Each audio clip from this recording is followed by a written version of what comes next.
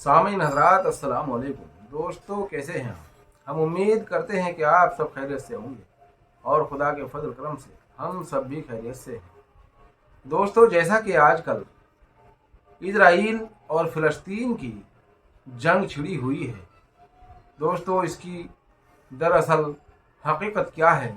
दरअसल हकीकत तो ये है कि सारा झगड़ा बैतुल मुक़द्दस के यानी मस्जिद अल अक़सा के ऊपर है। यहूदी हर हाल में चाहते हैं कि हम बैतुल मुक़द्दस पर कब्ज़ा करें, यानी उस पर सिर्फ हमारा ही हक हो, और क्रिश्चियन चाहते हैं कि उस पर हमारा हक हो। मगर तीसरे नंबर पर जो मुसलमान हैं वो चाहते हैं कि हमारा हक हो। और असल हक किसका होना चाहिए ये हम आपको बता दें कि उसमें जो है, उस पर जो सबसे बड़ा हक है वो मुसलमानों का है। उसकी वजह यह है कि वहाँ पर हज़रत दाऊद अलैहिस्सलाम की याद में हज़रत सुलेमान अलैहिस्सलाम ने जो बनाया था, यानी कि उनकी कब्र मुबारक भी वहीं है, और उनकी निशानी के बतौर उनकी यादगारी के लिए हज़रत सुलेमान अलैहिस्सलाम ने अल्लाह के हुक्म से बैतुल मुक़द्दस की बुनियाद डाली थी। और उन्होंने बैतुल मुक़द्दस नाम रखा उसका। बैतुल मुक़द्दस उसको क्यों कहते हैं? क्योंकि वहाँ तमाम पैगंबरों की कब्रें मौजूद हैं, यानी वो पाक और मुक़द्दस जगह है। और मुसलमानों का हक उस पर क्यों होता है? क्योंकि मुसलमानों का हक इसलिए होता है कि जब नबी पाक सल्लल्लाहु अलैहि वसल्लम आए और नबी पाक सल्लल्लाहु अलैहि वसल्लम ने तमाम पैगंबरों के बारे में बताया, और आपने फरमाया कि तमाम पैगंबरों पर हमारा ईमान होना चाहिए, तो हमने हज़रत ईसा अलैहिस्सलाम से लेकर हज़रत आदम अलैहिस्सलाम तक जितने भी नबी पैगंबर हैं उनमें हज़रत इब्राहीम अलैहिस्सलाम भी हैं, हज़रत नूह अलैहिस्सलाम भी हैं, हज़रत सुलेमान अलैहिस्सलाम भी हैं, हज़रत ज़करिया अलैहिस्सलाम भी हैं। यानी तमाम पैगंबरों पर हमारा यकीन है और हमारा ईमान है।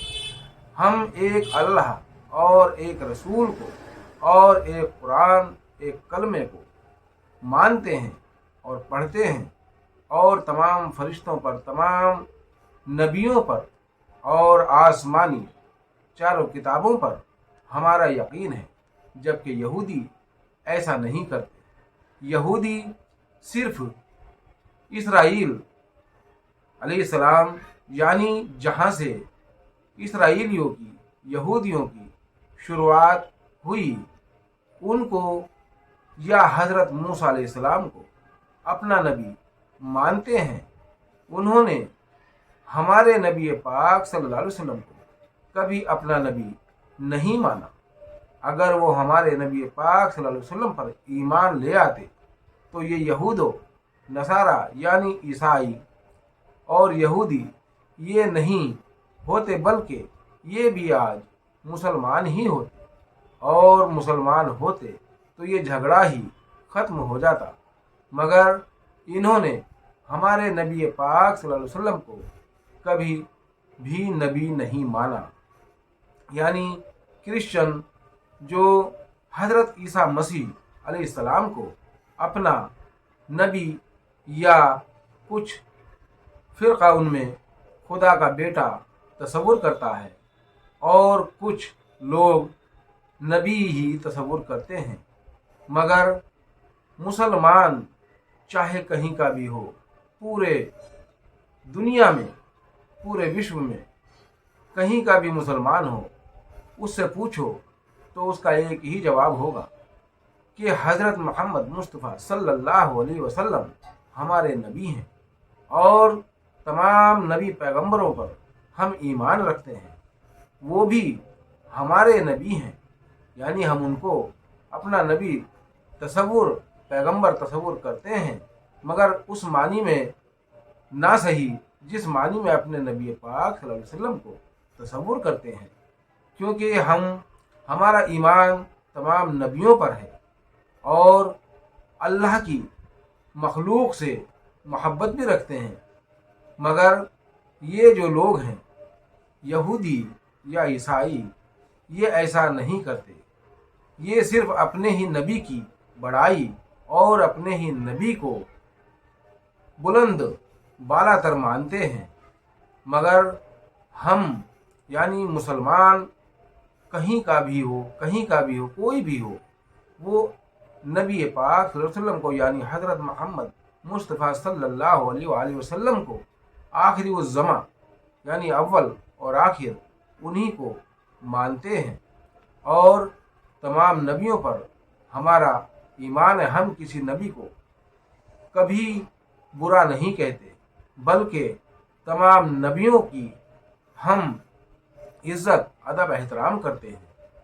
اگر اسرائیل کو یعنی یہودیوں کو یہ بات سمجھ آ جاتی کہ نبی پاک صلی اللہ علیہ وسلم ہی آخری نبی ہیں، ان کے بعد کوئی نبی نہیں آئے گا، اور ان کو تسلیم کر لیتے، تو آج جو یہ خانہ جنگی ہو رہی ہے اور بلا وجہ قتل و غارت ہو رہے ہیں یہ نہ ہوتے۔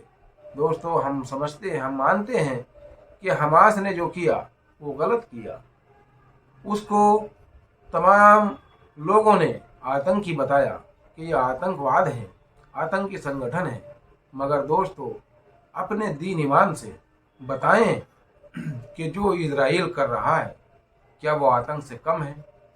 معصوموں کی جان لینا، نہتوں پر وار کرنا، اسپتالوں پر، اسکولوں پر تمام راستے بند کر دینا۔ جب تمام راستے اس نے بند کر دیے تو جتنے بھی دیش ہیں اگر فلسطین کے حق میں بھی ہوں اور وہ مدد بھیج رہے ہیں تو دوستو وہ مدد بھیجنے کا ان کا کیا فائدہ، کیونکہ ان لوگوں تک تو پہنچنی نہیں ہے جن کے لیے وہ مدد پہنچائی جا رہی ہے، اور اگر وہ مدد وہاں تک پہنچے گی بھی تو دوستو کس کے کام آئے گی، کیونکہ وہاں تو آدھے سے زیادہ پبلک کو وہ مار چکا ہے، اور آدھی پبلک جو ان میں بچی ہوئی ہے وہ گھائل ہے۔ جو لوگ فلسطین کی مدد کر رہے ہیں بہت اچھا کر رہے ہیں، میں ان کو بہت ہی دل سے دعا دیتا ہوں، اور جو لوگ وہاں زخمی ہو کر بھی اور اتنے ظلم و ستم سہ کر بھی بیت المقدس کی حفاظت کر رہے ہیں یا کرنے کو وہاں پر جان دینے کو تیار ہیں، میں ان کے تہہ دل سے سلام کرتا ہوں۔ ان کے جذبے کو، ان کے حوصلے کو اللہ برقرار رکھے۔ السلام علیکم۔